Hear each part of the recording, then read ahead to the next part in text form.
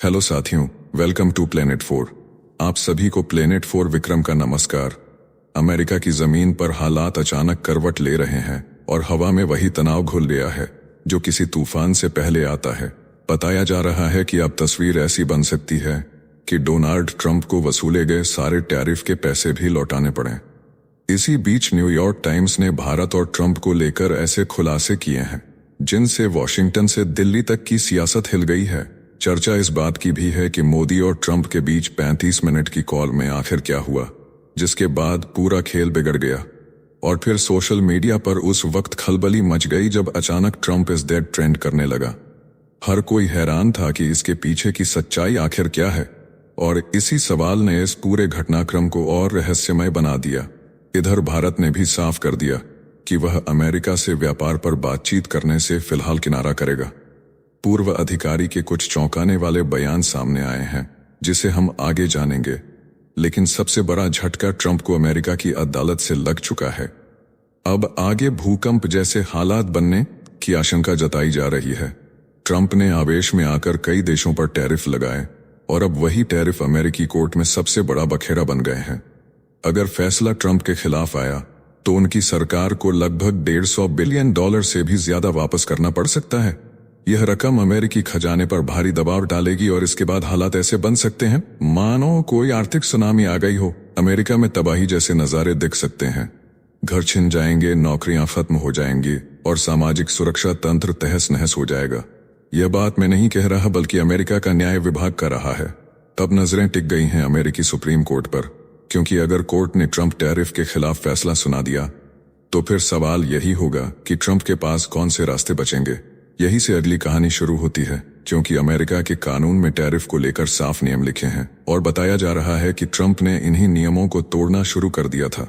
और जो सबसे बड़ी बात अब सामने आ रही है वह यह है कि भारत और अमेरिका के बीच जो गठबंधन क्वाड के अंदर बना था उसमें शामिल देश अचानक अपने अपने रास्ते बदल रहे हैं। अमेरिकी अखबार की रिपोर्ट ने क्वाड को लेकर भी बड़े बड़े खुलासे कर दिए हैं और यह साफ किया है कि आने वाले वक्त में भूचाल और भी गहरा सकता है। आखिर में एक झलक यह भी दिखती है कि डोनाल्ड ट्रंप कैसे प्रधानमंत्री मोदी की ताकत को कमजोर करना चाहते हैं। तो चलिए सभी खबरों को विस्तार से आसान भाषा में समझते हैं। सबसे पहले सुनिए कि अमेरिका के फेडरल कोर्ट ने जो फैसला सुनाया है उसके कारण अमेरिका में क्यों खलबली मची हुई है। देखिए, मामला सीधा सा है, लेकिन कानूनी भाषा और राजनीति की चालबाजी इसे उलझा देती है। फेडरल अपील अदालत ने साफ कहा कि डोनाल्ड ट्रंप ने राष्ट्रपति की संवैधानिक शक्ति से ज्यादा कदम उठाए हैं। उन्होंने राष्ट्रीय आपातकाल का हवाला देकर व्यापार घाटा और सीमा विवाद जैसे मुद्दों को बहाना बनाया और हर जगह टैरिफ लगा दिए। अदालत का मानना है कि ये अधिकार राष्ट्रपति के पास अनलिमिटेड रूप में नहीं है। संसद की भी भूमिका जरूरी है, लेकिन चूंकि ट्रंप प्रशासन ने तुरंत सुप्रीम कोर्ट जाने की तैयारी कर ली है, इसलिए अपील की अवधि तक ये टैरिफ लागू रहेंगे। इसका मतलब है कि अदालत का फैसला उनके खिलाफ है, पर असर तुरंत नहीं होगा।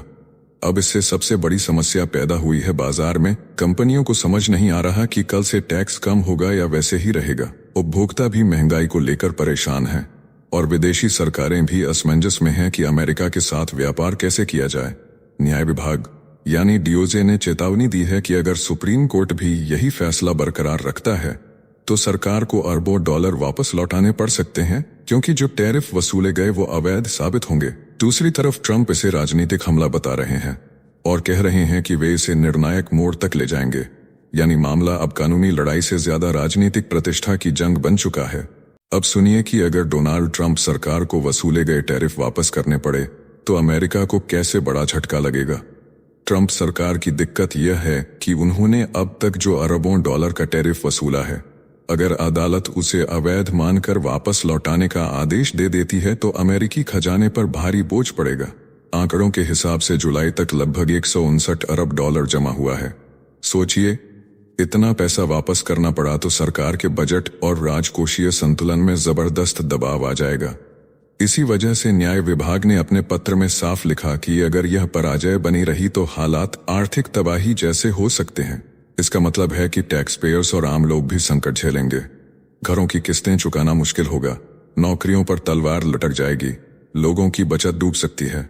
यहाँ तक कि बुजुर्गों को मिलने वाली सामाजिक सुरक्षा और मेडिकेयर जैसी योजनाएं भी प्रभावित होंगी।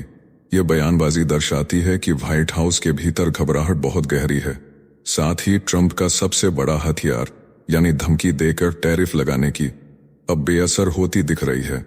अगर अदालत कह देती है कि यह हथियार ही कानून के दायरे में नहीं आता, तो फिर यूरोप, जापान और ब्रिटेन जैसे साझेदार देश तुरंत अमेरिका पर दबाव डालेंगे।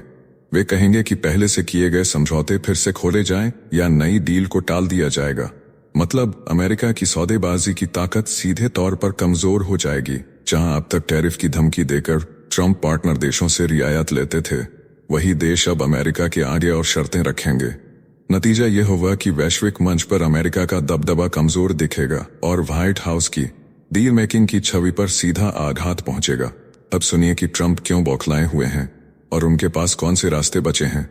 तो ट्रंप ने अदालत के फैसले पर गुस्से में कहा कि अगर टैरिफ पर अंकुश लगा तो अमेरिका बर्बाद हो जाएगा। लेकिन अदालत का कहना है कि राष्ट्रपति के पास आपातकालीन अधिकार असीमित नहीं होते, यानी वे मनमाने तरीके से हर मुद्दे को नेशनल इमरजेंसी बताकर टैरिफ नहीं लगा सकते। हालांकि कुछ जजों ने असहमति भी जताई है और यही असहमति ट्रंप को कानूनी खिड़की देती है। इसका मतलब है कि मामला अब सुप्रीम कोर्ट तक जाएगा और वहां सुनवाई की संभावना मजबूत मानी जा रही है। यह विभाजन दिखाता है कि फैसला पूरी तरह एक तरफा नहीं है और ट्रंप इसे अपने पक्ष में मोड़ने के लिए आखिरी दांव खेलेंगे। अब मान लीजिए कि सुप्रीम कोर्ट भी कह दे कि आपातकालीन रास्ता बंद है, तब भी ट्रंप के पास कुछ सीमित विकल्प बचते हैं। उदाहरण के लिए 1974 का ट्रेड एक्ट कहता है कि राष्ट्रपति अस्थायी तौर पर 15% तक का टैरिफ 150 दिनों के लिए लगा सकते हैं। इसके अलावा 1962 के ट्रेड एक्सपेंशन एक्ट की धारा 232 के तहत राष्ट्रीय सुरक्षा के नाम पर शुल्क बढ़ाने की गुंजाइश है। लेकिन इसमें एक दिक्कत है, यह तभी संभव होगा जब वाणिज्य विभाग जांच करके रिपोर्ट दे, यानी पूरी प्रक्रिया लंबी और धीमी हो जाएगी। ऐसे में ट्रंप की झटका देने वाली राजनीति की धार कमजोर पड़ जाएगी, क्योंकि फौरन असर डालने वाले टैरिफ का हथियार उनके हाथ से फिसलता नजर आएगा। अब आगे की स्थिति को समझिए। तो ताजा स्थिति में टैरिफ कायम है। मध्यम अवधि में सुप्रीम कोर्ट फैसला करेगा कि राष्ट्रपति आपातकाल के सहारे वैश्विक व्यापार को कितना उलट सकते हैं। हार हुई तो अमेरिका को भारी रिफंड और रणनीतिक रीसेट झेलना पड़ सकता है। जीत हुई तो टैरिफ की राजनीति और तेज होगी। फिलहाल कंपनियां कीमतें, सप्लाई चेन और निवेश योजनाएं रोक कर बैठी हैं। विदेशी साझेदार इंतजार कर रहे हैं। न्यूयॉर्क से टोक्यो तक बाजार केवल एक फैसले के इंतजार में है और वॉशिंगटन की गलियारों में चिंता की फुसफुसाहट गूंज रही है। इसी बीच सुनिए कि न्यूयॉर्क टाइम्स ने भारत और ट्रंप को लेकर कौन सा नया खुलासा किया है। तो देखिए, न्यूयॉर्क टाइम्स की रिपोर्ट ने दुनिया को हिला दिया है। रिपोर्ट के मुताबिक भारत और अमेरिका के बीच बढ़ता तनाव असल में राष्ट्रपति डोनाल्ड ट्रंप की नोबेल प्राइज की चाहत से जुड़ा है। 17 जून को पीएम नरेंद्र मोदी और ट्रंप की फोन पर 33 मिनट लंबी बातचीत हुई थी। इस दौरान ट्रंप ने गर्व जताते हुए कहा कि भारत और पाकिस्तान के बीच सीज फायर उनकी वजह से हुआ है।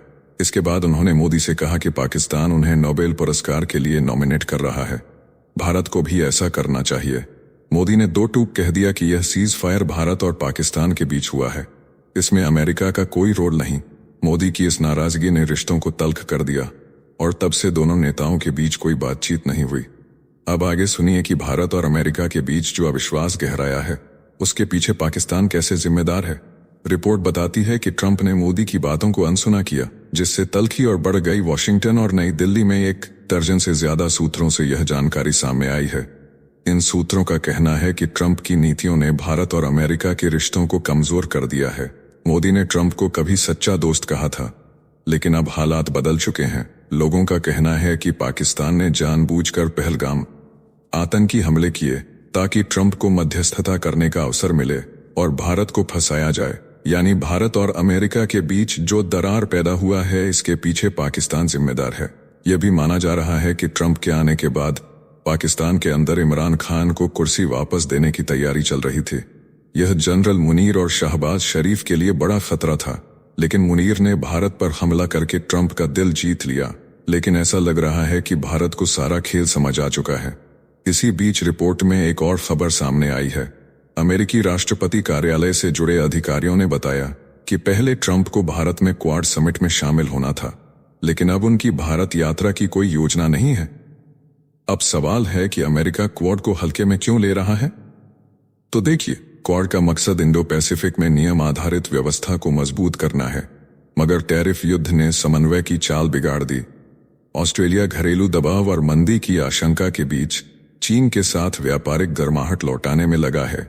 हालिया समझौते इसका संकेत दे रहे हैं। जापान भी असंतुष्ट है। अमेरिकी नीतियों से जापानी ऑटो और टेक आपूर्ति पर अतिरिक्त बोझ आया। टोक्यो ने कुछ कार्यक्रम रोके और नई दिल्ली के साथ रक्षा तथा इंफ्रास्ट्रक्चर सहयोग को ऊपर उठाने पर जोर दिया। जब साझेदार देश अपने नुकसान की गणना करने लगें, तब गठजोड़ की रफ्तार धीमी पड़ती है और चीन पर सामूहिक दबाव की धार भोथरी होती है। यानी अब अमेरिका को पता लग चुका है कि क्वाड में वह ताकत नहीं बची है जो चीन के खिलाफ इस्तेमाल किया जा सके। यह तस्वीर बताती है कि आर्थिक खींचतान सुरक्षा ढांचे को भी हिलाती है और मंच की राजनीति में भरोसे की पूंजी सबसे कीमती बन जाती है। यह भी सवाल है कि भारत इस पूरे भूचाल में स्थिर क्यों खड़ा है। तो देखिए, क्वाड धीमा भी पड़े तो भारत का कंपास स्थिर है। टोक्यो के साथ सेमीकंडक्टर, हरित ऊर्जा और समुद्री सुरक्षा में साझेदारी तेज होगी। बहुपक्षीय मंचों पर ग्लोबल साउथ की संयुक्त आवाज बुलंद होगी। घरेलू मोर्चे पर मेक इन इंडिया को सप्लाई चेन सुदृढ़ीकरण, ड्यूटी कैलिब्रेशन और निर्यात प्रोत्साहन से ताकत मिलेगी। संदेश साफ है, भारत सम्मानजनक संवाद चाहता है, पर दबाव की राजनीति नहीं मानेगा। आंधियां उठती रहेंगी, पर रनवे पर इंजन गरज रहा है और नया भारत रणनीतिक स्वायत्तता की उड़ान में गियर ऊपर डाल चुका है। अब जरा समझिए कि भारत में ट्रंप के खिलाफ माहौल कैसे बन रहा है। तो अब यह साफ है कि भारत में अब ट्रंप को लेकर नकारात्मक माहौल बन चुका है। महाराष्ट्र में हाल ही में एक त्योहार में उनका पुतला जलाया गया, जिसमें उन्हें पीठ में छुरा घोंपने वाला दिखाया गया। इधर हाल ही में भारत के रक्षा मंत्री राजनाथ सिंह जी ने एक ऐसा बयान दिया जो अमेरिका के पूर्व विदेश मंत्री हेनरी किसिंजर के द्वारा दिया गया था। इसे लेकर राजनाथ जी ने कहा कि भारत के पास कोई परमानेंट दोस्त या दुश्मन नहीं है, केवल हमारा नेशनल इंटरेस्ट मायने रखता है। इस बयान का मतलब यह भी हुआ कि भारत अमेरिका को ताना मार रहा है कि अगर तुम्हारे पास कोई परमानेंट दोस्त या दुश्मन नहीं है तो हम भी तुम्हारे सिद्धांत को समझ चुके हैं। इधर भारतीय अधिकारी ने अमेरिका की कठोर नीति को सीधी गुंडागर्दी करार दिया। मोदी ने तीसरी बार चुनाव जीतते हुए वादा किया था कि वे भारत को वैश्विक ताकत बनाएंगे, लेकिन ट्रंप के साथ उनकी दोस्ती जो कभी हाउडी मोदी और नमस्ते ट्रंप जैसी ऐतिहासिक रैलियों से शुरू हुई थी, अब गहरी खाई में जा गिरी है। अब समझते हैं कि ऐसा क्यों लग रहा है कि ट्रंप मोदी की ताकत को कमजोर करना चाहते हैं। तो देखिए, ट्रंप का पहला कार्यकाल व्यक्तिगत रिश्तों पर आधारित रहा, लेकिन इस बार ट्रंप मोदी से कुछ और चाहते थे। वे चाहते थे कि मोदी की राजनीतिक ताकत कमजोर हो। वह चाहते थे कि मोदी भारत से ज्यादा अमेरिका का ख्याल रखें। अगर यह माना जाए कि भारत पाकिस्तान सीजफायर ट्रंप के दबाव में हुआ है, तो यह मोदी के लिए राजनीतिक आत्मघात जैसा होगा। पाकिस्तान ने ट्रंप को नॉमिनेट किया क्योंकि उसके पास तो कोई लाज शर्म है नहीं, वह तो पीट रहा था। भागते भागते ट्रंप के शरण में पहुंच गया, जबकि भारत ने इनकार कर दिया। यही वजह है कि अब अमेरिका और भारत का रिश्ता गहरी दरारों से गुजर रहा है और दोनों देशों की दोस्ती पर भारी संकट मंडरा रहा है। साथियों, आगे बढ़ने से पहले आप सभी को बता दूं कि अगर आप देश, दुनिया, डिफेंस और इकोनॉमी की 100 से ज्यादा खबरें एक ही जगह पर एक ही समय में फटाफट रोज देखना चाहते हैं, तो कृपया मेरे साथ जी चिल्स चैनल पर जुड़िए, जहां मैं रोज शाम 9 बजे आपके लिए दुनिया की तमाम सारी खबरें एक साथ लेकर आता हूं। जी चिल्स चैनल का लिंक आपको नीचे डिस्क्रिप्शन या कमेंट बॉक्स में मिल जाएगा। अब सुनिए कि सोशल मीडिया पर ट्रंप इज डेड ट्रेंड जैसे अफवाहों की सुनामी अचानक क्यों आ गई है। यह पूरी घटना दरअसल सोशल मीडिया की गति और राजनीति की ध्रुवीकरण का नतीजा है। वॉशिंगटन में अचानक अफवाह फैली कि डोनाल्ड ट्रंप की सेहत बिगड़ गई है। इसी बहाने ट्विटर यानी एक्स पर Trump is dead hashtag trend करने लगा। एक ही दिन में 60,000 से ज्यादा पोस्ट इस टैग के साथ फैल गए। लोगों ने बिना सोचे समझे मीम, स्क्रीनशॉट और कार्टून क्लिप शेयर करना शुरू कर दिया। यह वही दौर है जब इंटरनेट की मीम कल्चर किसी भी झूठी बात को भी पल भर में आग की तरह फैला देता है। दूसरी तरफ अमेरिकी उपराष्ट्रपति जेडी वेंस का बयान इस आग में और घी डाल गया। उन्होंने इंटरव्यू में कहा कि अगर कोई आपात स्थिति आती है तो वे नेतृत्व संभालने के लिए पूरी तरह तैयार हैं। हालांकि उन्होंने साफ कहा कि राष्ट्रपति ट्रंप बिल्कुल स्वस्थ हैं, लेकिन लोगों ने पहले हिस्से को पकड़ लिया और उसी पर अफवाहें और कयास लगने लगे। राजनीति में जब माहौल गर्म हो और जनता पहले से ही ध्रुवीकृत हो तो किसी भी छोटे बयान को तोड़ मरोड़ कर फैलाना बेहद आसान हो जाता है। असलियत यह है कि अभी तक किसी विश्वसनीय स्रोत से ट्रंप की सेहत को लेकर कोई खतरे का दावा सामने नहीं आया है। न कोई मेडिकल बुलेटिन, न ही कोई आधिकारिक बयान इस अफवाह को सच साबित करता है। व्हाइट हाउस ने भी जानबूझकर चुप्पी साध रखी है ताकि बिना वजह इन झूठी खबरों को और हवा न मिले। मेडिकल रिकॉर्ड अब भी साफ कह रहा है कि सब ठीक है, पर सोशल मीडिया के कोलाहल ने इसे एक बड़ा मुद्दा बना दिया है। अब आगे सुनिए कि भारत के पूर्व अधिकारी ने ऐसा क्यों कहा कि भारत ने अमेरिका के साथ ट्रेड डील बातचीत को लेकर अब किनारा कर लिया है। तो देखिए, पूर्व वित्त सचिव सुभाष गर्ग ने साफ कहा है कि भारत ने अमेरिका के साथ ट्रेड बातचीत से अब प्रभावी रूप से किनारा कर लिया है, क्योंकि राष्ट्रपति डोनाल्ड ट्रंप ने एक तरफा 50% तक टैरिफ लगाकर रिश्तों को जहरीला बना दिया है। गर्ग का आरोप है कि ट्रंप का दावा कि भारत रूस से डिस्काउंटेड क्रूड ऑयल खरीदकर अरबों कमा रहा है महज एक पॉलिटिकल थिएटर है, हकीकत नहीं। क्लसा रिपोर्ट ने भी खुलासा किया कि भारत की असली बचत केवल $2.5 अरब सालाना है, न कि $25 अरब। यानी ट्रंप आंकड़ों को हथियार बना रहे हैं, जबकि भारत नियमों के दायरे में खरीदारी कर रहा है। आगे उन्होंने रूसी तेल को लेकर और भी चौंकाने वाले खुलासे किए। दरअसल गर्ग ने कहा कि असल में भारत को रूसी ऑयल पर केवल $3 से $4 प्रति बैरल की छूट मिल रही है, जिसमें शिपिंग, इंश्योरेंस और ब्लेंडिंग कॉस्ट भी जुड़ी होती है। ऐसे में ट्रंप चाहें तो कोई भी आंकड़ा गढ़ सकते हैं, मगर सच्चाई यह है कि भारत ग्लोबल प्राइस कैप ढांचे के भीतर तेल खरीद रहा है। उन्होंने चेतावनी दी कि अगर भारत रूसी तेल से पीछे हटेगा तो यह खुद के लिए नुकसानदायक होगा और अमेरिका के दबाव को और बढ़ावा देगा। आगे सुनिए कि उन्होंने भारत सरकार को क्या सुझाव दिए हैं। तो पहले याद कीजिए कि अमेरिकी खजाना सचिव स्कॉट बेसेंट ने भी कहा कि ऊंचे टैरिफ सिर्फ तेल खरीद पर नहीं बल्कि लंबी खिंची ट्रेड डील वार्ता का नतीजा है। गर्ग के मुताबिक इतनी ऊंची दरों पर कोई व्यापार नहीं कर सकता, इसलिए भारत ने बातचीत से दूरी बना ली है। हालांकि उन्होंने सलाह दी कि दरवाजा पूरी तरह बंद नहीं करना चाहिए, कभी न कभी होशियारी लौट सकती है। उन्होंने यह भी कहा कि भारत को अपनी सख्त पॉलिसी पर पुनर्विचार करना चाहिए, खासकर जीएम ऑयल और डेयरी पर, क्योंकि उपभोक्ताओं को विकल्प मिलना चाहिए। वहीं प्रधानमंत्री नरेंद्र मोदी ने ऐलान किया है कि किसानों के हितों से कोई समझौता नहीं होगा। आगे उन्होंने चीन के निवेश पर और भारत में अमेरिकी सामानों के बहिष्कार पर बड़े बयान दिए हैं। तो प्रधानमंत्री नरेंद्र मोदी की चीन यात्रा से पहले गर्ग ने कहा कि सेमीकंडक्टर, सोलर सेल और ईवी बैटरी जैसे सेक्टरों में भारत चीन से कटकर नहीं रह सकता। चीनी निवेश की इजाजत देना लंबे समय में निर्भरता घटा सकता है। वहीं अमेरिका के सामान के बहिष्कार की मांग पर गर्ग ने साफ कहा कि यह पागलपन है, क्योंकि अमेरिकी सेवाएं और वस्तुएं भारतीय अर्थव्यवस्था में गहरे बैठ चुकी हैं। यानी यह संघर्ष अब केवल टैरिफ या तेल का खेल नहीं बल्कि वैश्विक रणनीतियों की जंग बन चुका है। इस वीडियो में फिलहाल इतना ही। जल्द मिलते हैं एक और नई अपडेट के साथ। जाने से पहले वीडियो को लाइक करके चैनल को सब्सक्राइब कर लें। धन्यवाद।